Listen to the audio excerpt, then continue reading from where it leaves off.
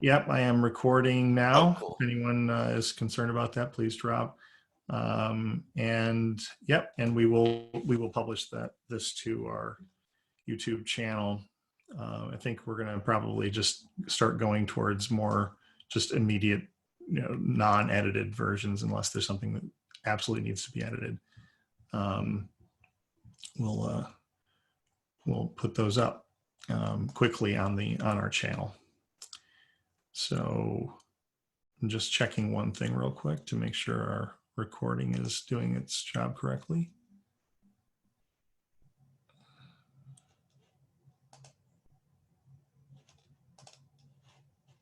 Yep, good. All right.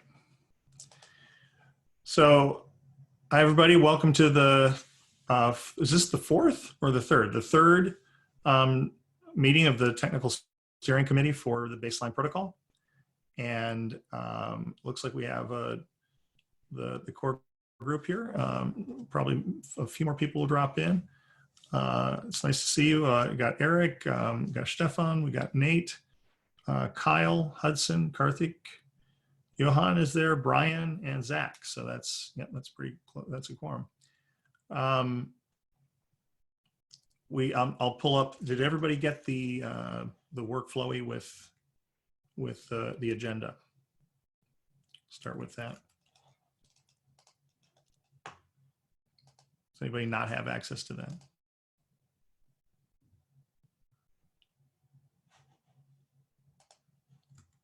Yep. Actually, I do not. I thought I did. All right. You can post that in chat. Sure thing. Yeah, for 1 second. And I'll share screen. And I'll create a new project here.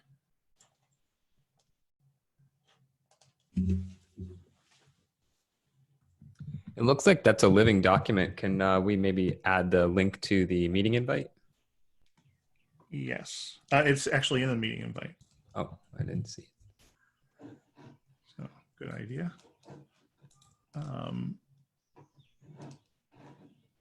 Share. The meeting invite has a link to the GitHub, and it goes to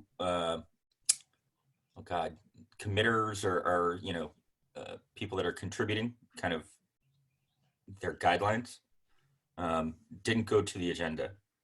How strange! I must be misremembering, but I could have sworn I put the link in there. I might have provided the wrong link. You posted issue 52 in there, John. That would definitely be the wrong link. But the intention was this. Thanks for pointing the error out. I'll fix that for next time. Yeah, so this is now this link up here is sorry, I've got to share screen. So here's the TSC meeting link, and I've got the share link that we just shared in the chat. And I will change that actually. I'll make sure that we don't publish that to the web so that not everybody has the edit link for this forever. Just realized that would be a bad idea. So we're on the third meeting. The agenda I've got here is review and drive maintainer docs and policy of final review. And so Brian and Karthik can give an update on that. Review and decide on how to manage the repo. And another one is that I was just talking about with somebody today was about priorities for next couple of weeks. April. So what do we want to encourage people to work, to focus on and do things about? Because you didn't have this and I thought you did, let's take just a couple of minutes to see if there are other issues or agenda items that need to fall in here.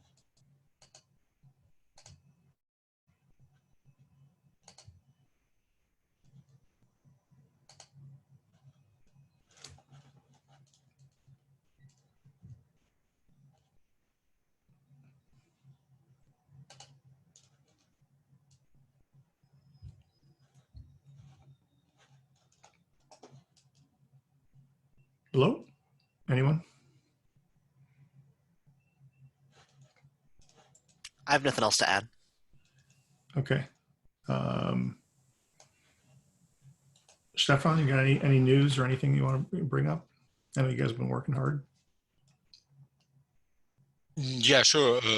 News. There are a lot of news, but not concerning the way we want to set this up in, I don't know, in ZenHub or anything. Still need some more time for that, I guess.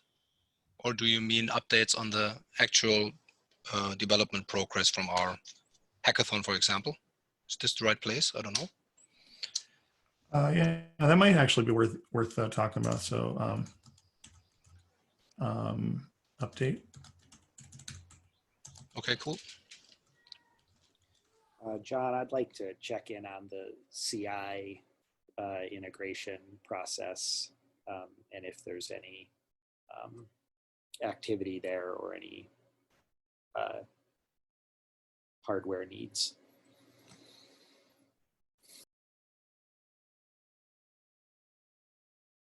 Got that.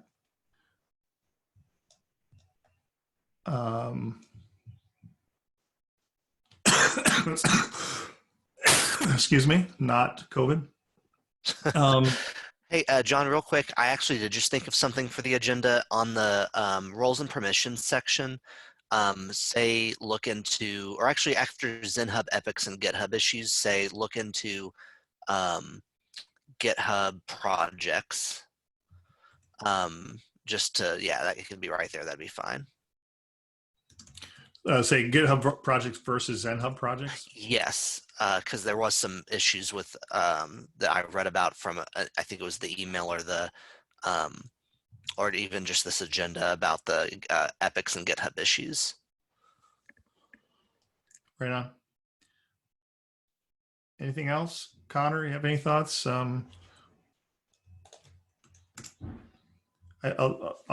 of the things that we'll talk about in terms of priorities are. Eric, help me out with what were the three ones we were talking about the other day?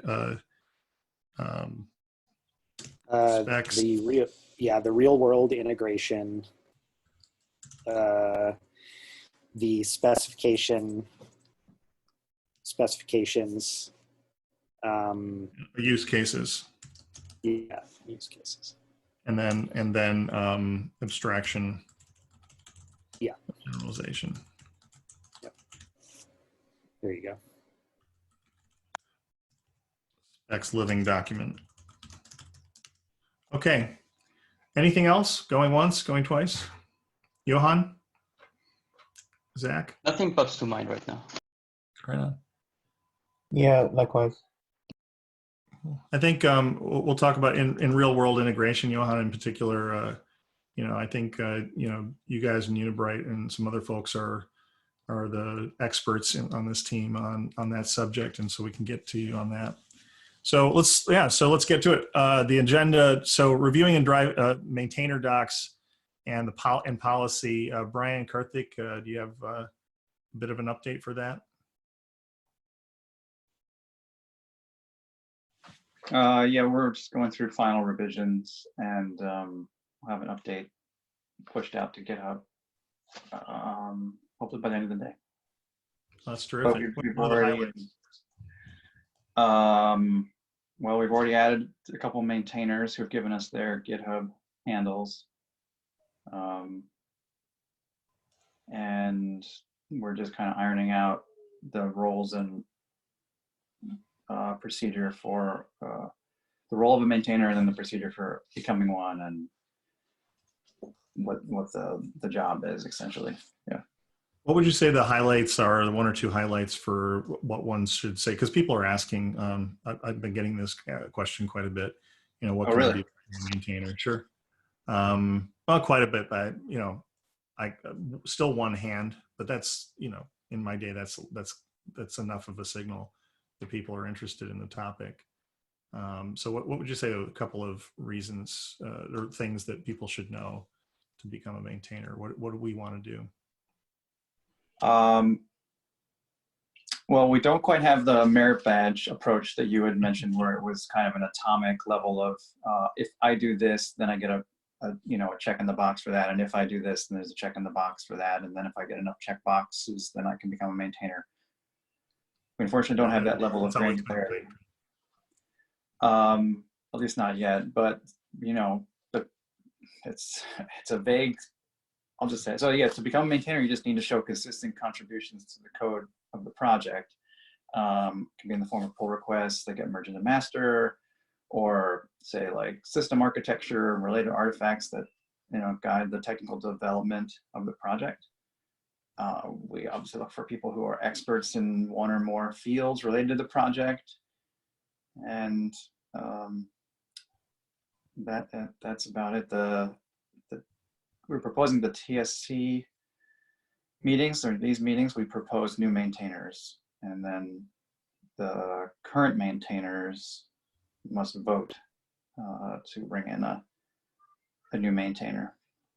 We haven't figured out, or at least written down, the process for the vote and who is monitoring the voting and taking kind of minutes on that part of the procedure yet. So hopefully we can flesh that out today. Right. So TSC proposes. Mm-hmm. Well, people in the TSC meeting, just during the TSC meeting, that's when anyone I can join the TSC, I suppose, and propose. Mm-hmm. So if you want to get nominated, and you want to be on the maintainer team, get to a TSC member or maintainer, and we will bring your name up during the next TSC meeting, and that will be the maintainer thing. I think check me if I'm wrong. Connor has other folks that have done this. The maintainers typically don't go to the TSC to decide whether or not somebody should be a maintainer. They usually just say, yeah, you're a maintainer. And if they can't agree, then the TSC steps in. That said, I don't know that I disagree with your approach. What do other people have to say about that? I certainly couldn't speak for how things are done, say, in Hyperledger, where it is quite formal. But I would presume that we do have a good degree of autonomy with it, and I'm certainly, from my own personal perspective, would think in the earlier days surely it would make sense to at least notify the TSC of maintainers if this decision is made autonomously by existing maintainers. But then, I've worked, my experience has more been on, I guess, pure open source projects rather than I suppose industry-backed open source projects, if you see what I mean. Right on. What's the main difference in your experience between the sort of the industry-backed and the non-industry-backed open source projects in terms of how they're managed, like in this level?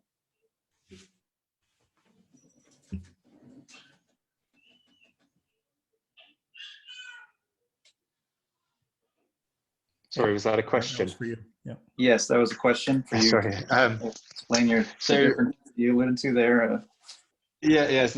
Well, I think from my own perspective, it's more been on pure open source that I've worked more extensively on. It's in where I guess to me, I'd say if we were going to look at, within the EA, for instance, it's very much so working groups within the EA are free to kind of run things as they want. But say with Hyperledger, I think if we wanted to look at kind of, I guess the other end of the spectrum, which has obviously taken a lot of leads for how things are done within the Linux Foundation, then the process there is somewhat different, in that you have your TSC, the members are elected to it, and so on and so forth, and there's very clear governance around it. I'd say more broadly, the question is how rigorous do we want to be in these earlier sort of bootstrapping phases for this body? I would personally be more supportive of being slightly looser in the early days. I don't mean, not in a way that it means there's any less integrity, but more it just gives people a bit more autonomy to get things done. Mm-hmm. When you say like a pure or true open source, you mean one that isn't managed by a an organization. Yeah, an organization or like a clear industry body. So this would be from, I mean, my experience, what I think you mean is like, you know, some person or a small team at an existing company kind of open sources a project they had worked on, and it's more organic, kind of grassroots development over time. Is that what you mean? Like kind of the pure open source? Yeah. I mean, so, you know, where for instance, I've spent a lot of time has been with, you know, the Web3J project, which you know, that's something that I was extensively involved in for a long time. And there it was, you know, everything was done much more organically. Whereas, you know, if we were, say, to submit the project to be, say, included in Hyperledger at some point down the line, then there'd be a whole load of governance that would need to go with it around like release schedules and, you know, various bits of, you know, various requirements for it. But that's because, you know, Hyperledger is, of course, you know, following the lead from the Linux Foundation. Whereas if something's, you know, existing more as, so going back to Web3J has as a pure open source project, we kind of, we make the decisions which we feel are purely best for the community there.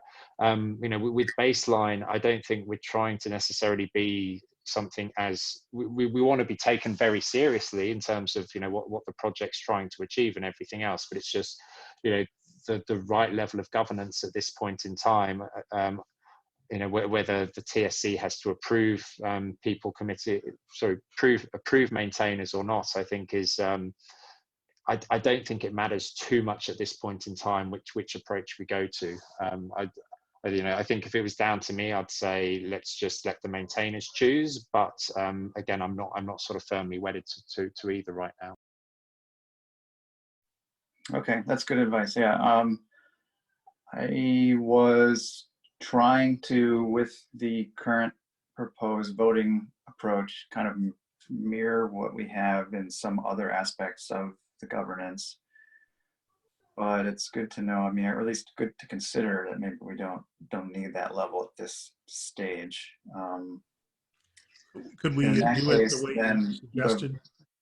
Well, I guess in that case, then there wouldn't be a proposal at the TSC. It might just be the maintainers can, maybe at the weekly maintainer meetings, which we decided will be public, propose and vote, and then it can kind of be just within the maintainer group that maintainers come and go. Because I guess that does seem appropriate at this stage, I suppose.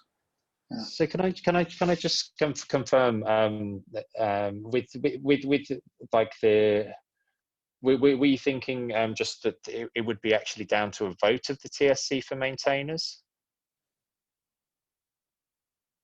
Well, I guess I thought it'd be the proposal would happen during the TSC, like a meeting like this, and it would be up to the maintainers to vote. But I guess obviously the fact of, with that being proposed in this meeting, it would kind of be a pre-vetting and a discussion about that person and what they've done. And I suppose with the proposal, whoever was proposing them would need to offer some evidence about why they should be a maintainer, and then that could be taken under advisement by the maintainers. But maybe that is a bit maybe that is a bit disjointed because not every maintainer is in this meeting. So, but I mean, over time, though, you wouldn't anticipate the maintainers being in this meeting, all of them. You'd see that change, and I mean, certainly what happens within the EA with working group chairs is that they change over time, and a decision is made, and then it goes to the board of the EA for approval. I mean, maybe if we would like to have some sort of approval. We've got in the governance doc for TSC. We're still working on the SSC governance doc. That'll be the thing for next time, the next hour. But there is a pretty solid procedure for that. Let me propose something and see if we can get loose consensus on it, so we can move to the next agenda item. What if, I was listening to Connor, listening to Brian, what if we said, look, you know, you can propose during the TSC meeting, you can propose during the maintainers meeting. As TSC meetings get to be monthly as opposed to, you know, weekly or biweekly, it will probably become obvious that the maintainer meeting is the time to get proposed. and that will be fine.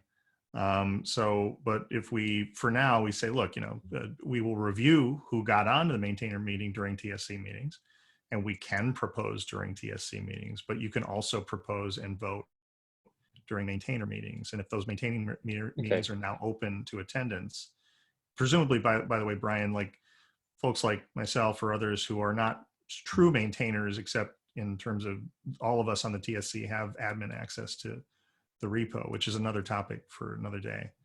How we maintain roles and permissions.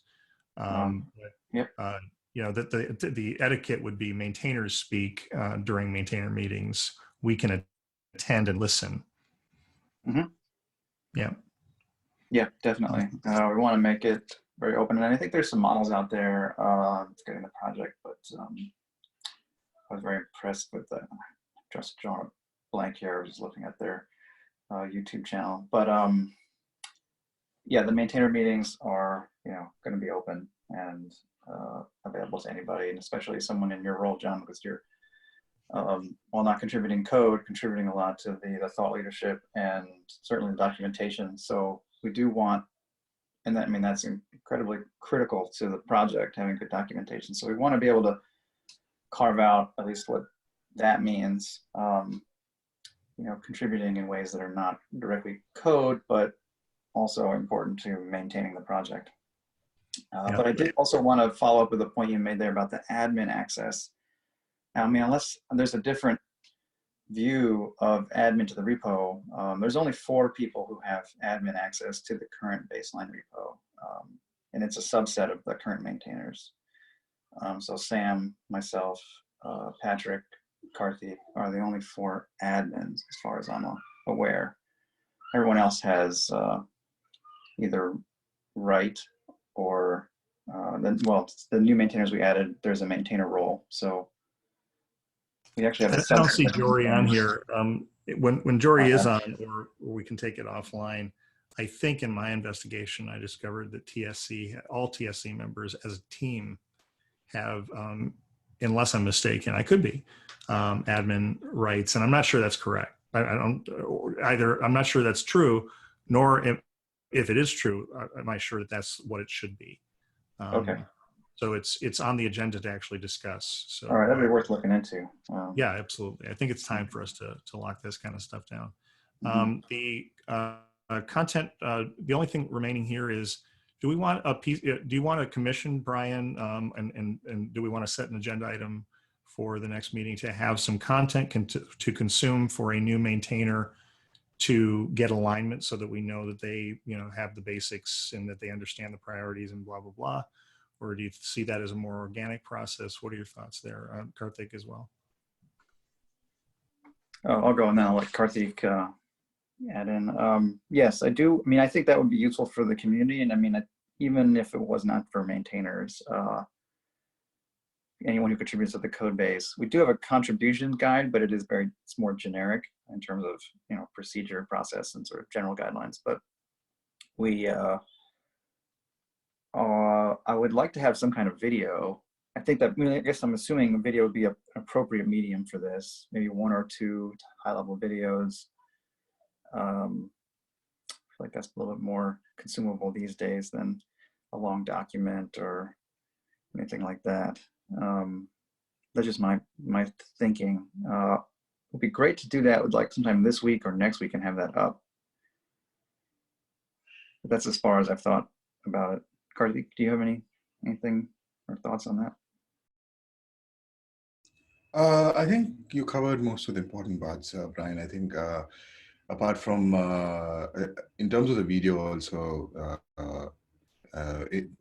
just wondering what your thoughts are about what should be in the video. Is it like a end-to-end demo of how things work, or is it more about, hey, so these are some of the issues you might face and this is how you might want to fix things? Or is it something to that extent? Or just wondering what the content of the video should be. Yeah, good questions. I guess in my mind it was a high-level philosophy of what baselining and the concepts in a generic sense, and then also the high-level explanation of what the baseline repo is, like, so more of the specifics of like, well, there's this repo, and then we have the Radish folder, and that's the POC, and here's the kind of milestones that we're kind of pushing for in the next few months, and kind of set that, and then talk about well, here's what we do. You have to write tests, you have to use linting, you have to do some of the mechanics of the day-to-day. So just kind of like, imagine if you were onboarding someone at a new company, and you have like your training day. You just sit down and be like, okay, here's what we like to do. Here's how we kind of like to do things, like that kind of thing. Yeah, I think the setup stuff is important, but probably best for automated scripts, and then that could be text-based kind of learning. Well, I think that's a good set of activities. I wrote them down here. I'll scratch out oral exam. I was joking. But video, docs page, standards and practices. It sounds like 3 high-level pieces, right? Standards and practices, high-level concepts, and specific folder walkthroughs. And as I recall, we have 2 of those already in some form. Daniel and team from Envision did one. Stefan has done another, and team have done another one. And then we have our own. I think we have at least 3 sets of assets right now for what the high-level concepts are. We also have a specific folder walkthrough that Karthik did. You and Karthik did, Brian, as I recall. So we have those 2 things. We can put those both, highlight them on a page, Yeah, okay. Docs. And then, well, I don't think we have a standards and practices one and so that would be the last one. Okay, so then maybe there's not as much work as I thought. I guess it's sort of organizing it and pulling it together in one place. Well, certainly, we have some stuff to start with, and I think we can improve it over time. Great. So I guess I'll take that on as an action item for next week, and definitely next week for to update here at the TSC about that.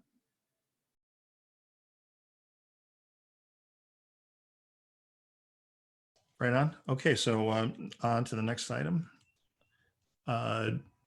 Without dissent, review and decide on how to manage the repo. So, and we had a little highlight of this a second ago. ZenHub epics and GitHub issues.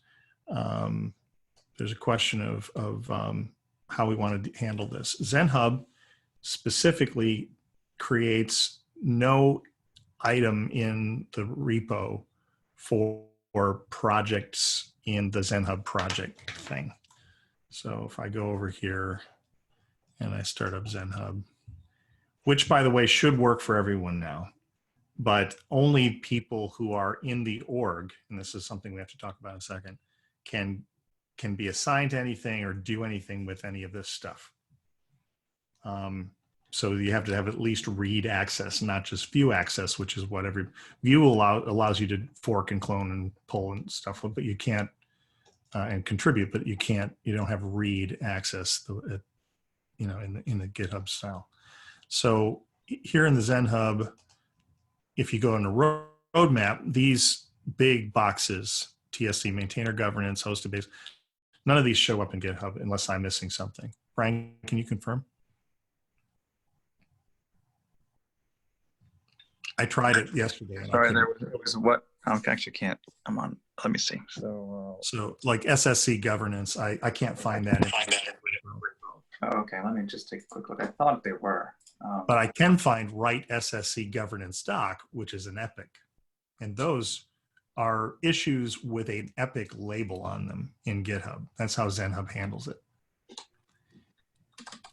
Sorry, so this one says SSC governance, and which one? Write SSC governance docs. So I should see write SSC governance docs. Write SSC governance docs is item 65. But SSC governance has no object in GitHub.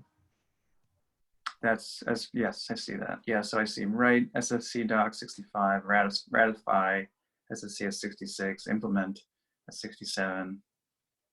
Yeah. But no high level one. Okay. No high level project level thing. Got it. Yeah. Okay. The net of the question at hand is, how do we organize to actually to start executing and sort of focusing fire of the community and being an effective force? two basic approaches, right? Put it all in one repo and try to manage it with the risk of becoming a mess, or put it in multiple repos and manage it with the risk of becoming a mess. Choose your poison, right? So this is a time to, I'd like to allow for 10 minutes of discussion with no intention to close the issue, but rather to start some thinking that we can close in the next meeting. Well, that's a great idea. Yeah, I hear what you're saying about it. I think, one, where it becomes a mess, or two, that becomes a mess. I mean, entropy is inevitable. So it takes people to kind of keep them in line. And if there's no one there as a steward, then yeah, I mean, you have the chaos. It's just the natural state of the universe. So fighting that is a lot of effort. So I think the other thought that's all I have to say about that point. So I don't actually know the answer to that one. I say maybe managing in two spots, if it's the same person, could be challenging, but if it's two different people and they have two different ways of running and managing the work, then that might be okay. I think for GitHub, the actual work items, the end result of using GitHub issues is a ticket, or GitHub parlance, an issue, and that is a unit of work that or a group of people can take on and bring to completion through a set of pipeline stages and things like that, whether it's like, in the backlog in the icebox. So we won't, you're using sprint parlance, but at some point someone takes that on and assigns it to themselves, says, I'm going to do this, and then it's their responsibility to complete it to the satisfaction of the author. So I wonder, with a lot of these ones that are more high level, like specifically like write the SSC governance doc, the end result, what is the unit of work for that? Does that get broken down into a set of tickets where it's like, oh, write the intro is one ticket, and write the process and procedure is another ticket, and then get it reviewed is another ticket? And are those things that anybody can do, or engineers and maintainers and things, people who would typically look at the issues, or is it a set for a specific group of people? So I guess I have two questions from that. Was kind of rambling, but like, is the issue the appropriate level of granularity for the high level epic kind of project management level tasks? And are those something that everyone, including engineers, would take on and be able to work on? So I think it's going to depend on what's actually in the issue. I mean, I think a lot of times an issue is going to be broken out into many stories, or many stories that fall under an epic. Mm-hmm. Yeah. Typically an issue. Yeah. I mean, if we're following straight up agile practices, right, an issue should be something that's containable within a sprint. Sprints are an interesting concept in community work, and something we should be looking into more. But in this case, the way I like to think of it is, if it starts with an action verb, it's probably a task. And we've started with the notion, this is a variation on the methodology, is that epics are the land of topics and buckets and stories, and issues are the land of engineering tasks. And if you want to know which one you've got, or engineering or just kind of do stuff tasks, if you want to know which one you've got, look and see if you've got an action verb at the start of the sentence. If you do, then you probably have a task, which means it should be an issue. And if you don't, you probably either have a story or some level of epic. And because ZenHub allows you to nest epic within epic, it allows you to create kind of a compartment, or a pretty flexible plastic way of boxing things up, without forcing engineering into figuring out the ontology of every single task they have to deal with.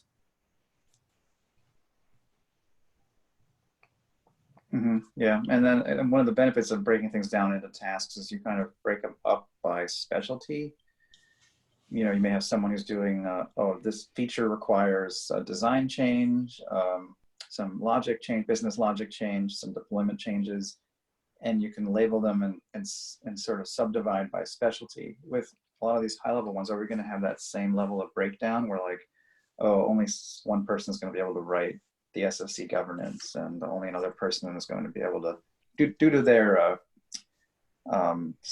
specialities, you know, not due to any other reason, but they're just experts in that one thing. You know what I mean?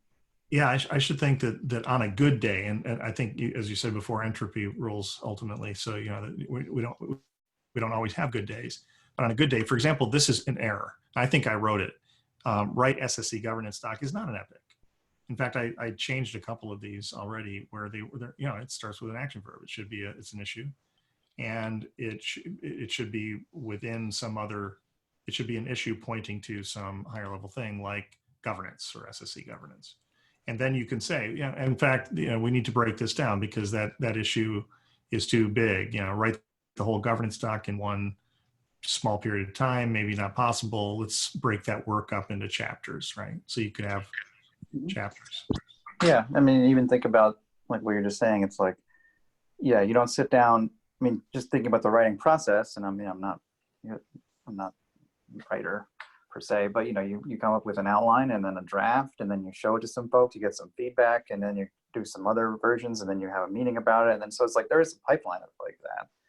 So yeah, I think for something like a write SSC governance docs, it would be like, okay, well, when we're writing a ticket for development, it's like as a so and so I have a whatever, I need this. You know, I don't know if that's appropriate to apply to this case, but it might be something to think about, is like the description or the title indicating like what's the value in actually doing this work. You know, we have templates that are for the code issues, for bugs and features and things. So I don't know if would that be helpful applying here at the epic level. Yeah, I would have a question concerning this as well, perhaps to make it a little bit clearer to me. When last time you showed John, you showed the ZenHub project management or timeline, or what's it called, tab. I understood it more as a planning tool, as a higher level planning tool. And then when I tried to understand what kind of sub-steps I could provide or propose for the system of record integration tools, then of course I don't have the actual ability to do so, because for example, general integration APIs or Unibright services is already on issue level. So the question is, who would be the right person or the right role in charge to first build something of like a high level structure of so to say epics within epics that should be tackled in the next weeks, and that could at some point hold a lot of issues that might be broken down into smaller issues. But before we get to that step, I would like to have a tool where I could propose some kind of generic development or architectural outline regarding to system of record integration. In the current setup, also given my GitHub user and the associated role with the ZenHub, I can do this because I don't have any rights to provide something. You've brought up an important topic that we've also just about, that's the next topic, in fact. Okay. These kinds of rights. One other thought I'll just throw out there is something that popped in my mind is, I mean, I worked at the last place I was employed, was holding off on creating epics and issues in that matter, and breaking down the project until as late in the process of ideation and design as possible. So, you know, you would start off maybe with one high level, like you have in your other previous view, before they become epics, where it just is the SSC governance docs, and then inside there, you put all the details. Maybe instead of creating epics, you actually write them as text, and then you just, when you actually then say, okay, we've planned enough that we can actually go execute, then you turn them into epics and issues, and then you break it down, and then you assign work, and you kind of put it in the queue.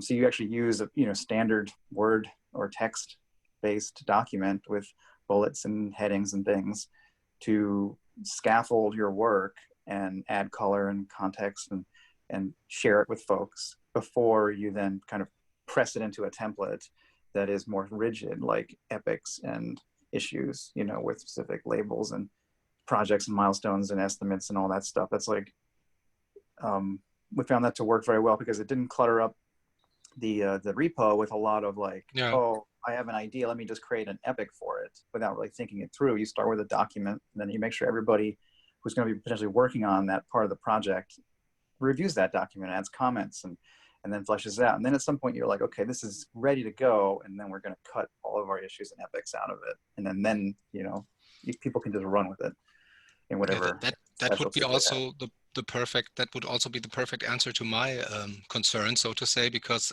when I understand it right, currently the SOR integration tools is a project, and it's not possible to create any sub-project that do not mess up the Git repo, but are more like a structuring tool, first of all. So I think this is not possible to have projects within projects. So this is why we are directly on epic level now under the SOR integration tools. And perhaps the way you just outlined would be that we first have some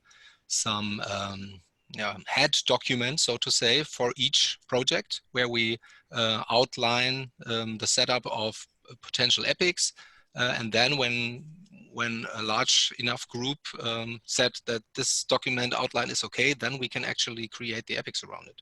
So I think this would help. It's a good idea. Yep, that sounds good. I wrote down what Brian said, and you know, I think that let's memorialize that. Let's do some thinking about it, and let's resolve that by the next meeting we will have a worked out and written down approach that everybody can get behind in terms of planning and organizing and then managing the work, right? You know, managing and checking that the work is getting done. I mean, for now, perhaps it would be a good idea to just include something like a Google Doc link into each of the projects that don't have any issues under them for now. So at least there's everybody who can read the ZenHub roadmap can already click on integration tools. Then he would find in the description of the project, he would find a link to some kind of Google Doc where we at least start to collect arguments and discussions before something template-ish is in place, perhaps for the next let me 2 or 4 suggest weeks. that you know, what if during planning and we, you know, first of all, we'll Stefan, we'll get you access to to create these projects, right? So there should be an integration project in here. And I do like the fact that these create these nice big buckets, right? Healthcare and other things. And we can as easily get rid of them as we can move them around. And one of the things we can do during TSC, you know, meetings going forward and SSC meetings is drag things up and down to see, you know, which ones do we want to, you know, make higher priority and that sort of thing. Which ones do we want to point out to the community or high priority? But that you could then one epic, right? So one epic below that. So instead of all this stuff, we'd have one epic, to Brian's point, that we can use just the epic description and comments, or we can in that point to a Google Doc. Good idea. Yeah, let's start with just the epic itself and see if that suffices. That way we don't have another tool to go out to. But if we need it, then we can go to a Google Doc as well. Okay, and for the definition, who can contribute to that epic definition and finding arguments and structure? It would be about the next topic on the agenda concerning the roles and permissions, I guess. Yes, and so let's go currently to that. I couldn't, for example. Yeah. Yeah. So just in the interest of time, and we do have a hard stop in 12 minutes. CI integration process. I assume that we haven't made a lot of progress on that yet, and Jory's not here. So, is this a topic for next time, perhaps? I can give a quick update. So I chatted with Kyle about it, specifically just the details of what we tried out for the CI system. We're going to experiment with GitHub Actions because that's kind of baked in. Jory had a call with Circle CI, and but we did not connect last week, where I could find out the details of that. So we're moving forward with looking at GitHub Actions. We still have some outstanding questions about, how and where the CI aspect of it is run, and who pays for that, and how much we are going to end up charging against the Ethereum Oasis GitHub account with those types of integrations. But so I think it's 2,000 minutes that we get for free or something. yeah, we get. It says the free version gets 2,000 quote unquote minutes of execution. So that gets us about, just some rough envelope, back of the envelope math will give us maybe 100 builds. So we decided to just use master, right? Yeah. And then we just build and run CI against master instead of, instead of every pull request, every pull request would probably be the ideal state. But for now, just the master branch, and see where we go from there. But I'm going to try to meet up with Jory, or virtually, obviously, to get the details of the Circle CI call. Maybe that may, change our direction a little bit. But at this point, we don't know. Yeah, I think I'd be in a good position to actually look into the actual work behind the CI process, whether that's GitHub Actions compatible or Circle CI compatible. As soon as this Makefile branch is in, I think it's a logical next step. Okay, and Brian, and it sounds like Kyle, you guys are buddying up on that and make sure that it sounds like that's well handled. Shall we move on to the next topic? Eric, do you have any other questions on that? I know you want to bring that up. Yeah, I just wanted an update on that, and if anyone ends up having hardware requirements, I put together a Google Doc and shared that on the TSC private channel. So just hit me up, and we'll arrange hardware for that. Oh, okay. Yeah, I did have some general questions around what that meant, but we can take that offline. Yeah, we'll take it offline into the Slack. Great, thanks. Cool.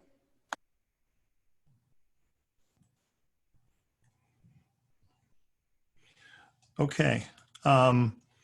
So on the accesses, did some sleuthing around and figured out that, yeah,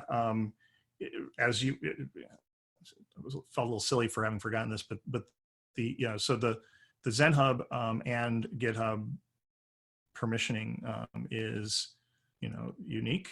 And one of the things, so, we have a public repo, anybody can fork it, anybody can do stuff. But in order to mess around with issues and epics and stuff, you have to, or issues is all you get in GitHub of different types of labels. You have to be able to have read access or above. So that means that we need some kind of, and again, this is not for resolution today, this is only for discussion very quickly at this point. I'd like to bring up the fact that even people who are regular contributors right now find themselves, frustratingly not able to work with the projects or the epics or the issues in a meaningful way. You don't want to open that up to the public, because then you get like the equivalent of Zoom bombing, right? So you don't want that. So there's this balance between the fact that we want to be very open again and not have insiders and outsiders, but we also want to have some assurance that people that have access to write things in the repo are with on the issues side are not going to be pulling shenanigans, right? So When you that's say issues, do you mean a GitHub issue, like as it is today? correct. A GitHub issue, or in ZenHub, they just kind of put an overlay on top of issues, right? Okay, because I've never really, except this one time, I've never seen a repo issue bombed. That happened like a year and a half ago for some Ethereum repos, but yeah, that would just be blocking them basically. And if they come up with a new account, you contact GitHub and they take care of it pretty quickly. Well, that is certainly a way to go. Is we could ask Jory to make the public. We could I think we can make that, everybody, the world right access. That would reduce, but that's a decision. That's a policy decision Yeah. with implications. Let's hold off on that. I mean, there are ways to throttle in through GitHub folks from things. So we could look to see what levers we have before we open the floodgates there. Good idea. So the goal for next time, and I'll take it on unless anybody else wants it, is to have a well-articulated and well-listened. So, go out and listen to everybody, get some one-on-ones, and develop an approach that reduces the amount, that keeps the amount of effort required to get somebody into the group of people that have that level of access, make it easy, but also balance the other factors.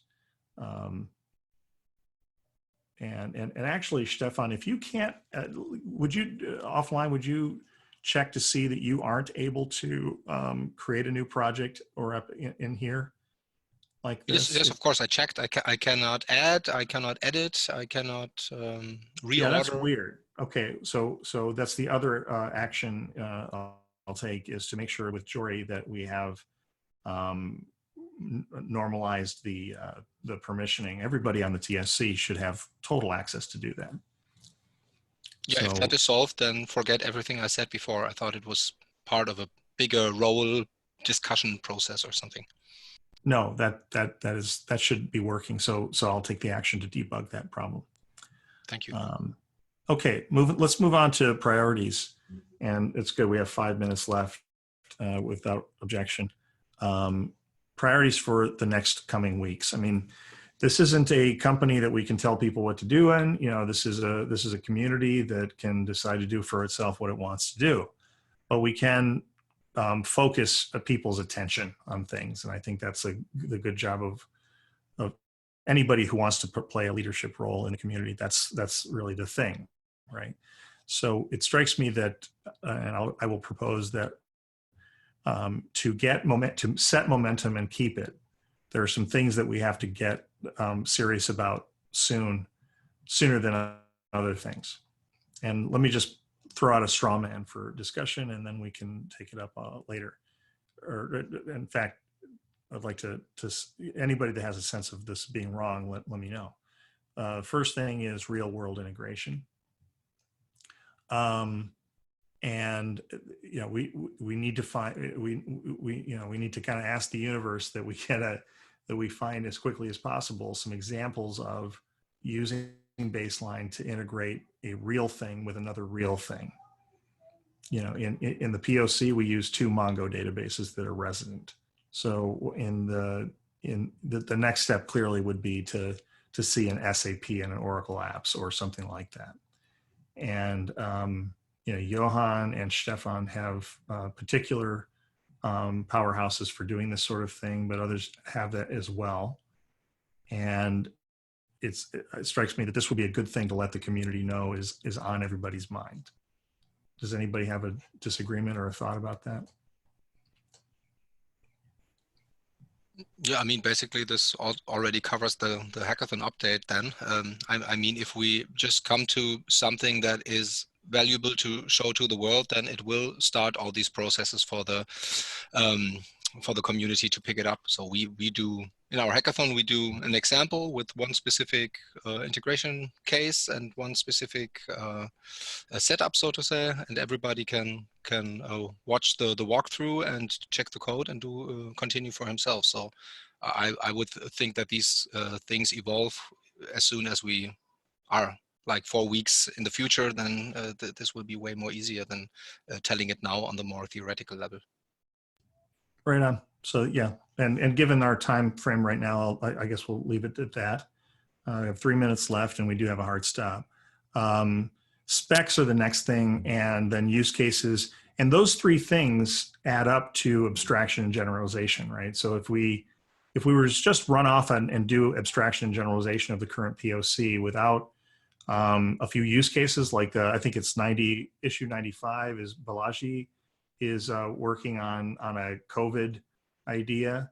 I made a comment in there for him on that over the weekend. Take a look. It's kind of an interesting thought. It borderline deals with identity in a way that makes me a little uncomfortable, but I think it's kind of cool and could be workable. And I like the idea of, like using a 1Password for that.